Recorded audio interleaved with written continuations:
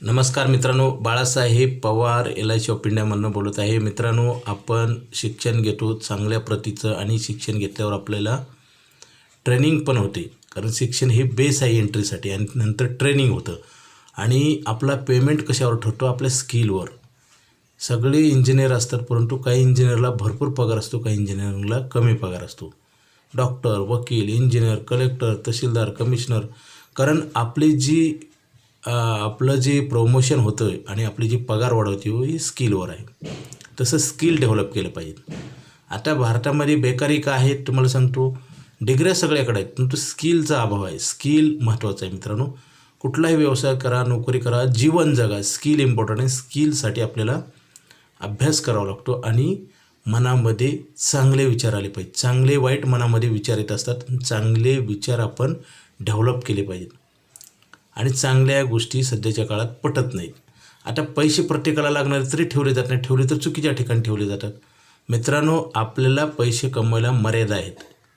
कारण माणसाचं जे आयुष्य आहे, कुणाचं 70, 60, 80, त्या पूर्ण तेवढ्या पिरियडमध्ये माणूस पैसे कमवू शकत नाही. जसं आपल्याला पाणी पिण्यासाठी वर्षभर लागतं, परंतु वर्षभर पाऊस असतो का? नाही.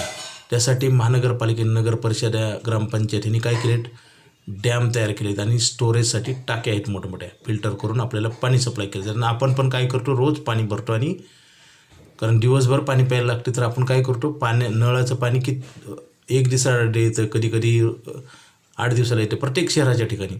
तर आपण काय केलं? घरामध्ये पण आपण हंडे वगैरे भरून ठेवतो किंवा टाक्या पाण्याच्या भरून ठेवतो. कारण सतत पाणी लागतं, परंतु नळाचं पाणी फक्त 2-3 तास येत असतं.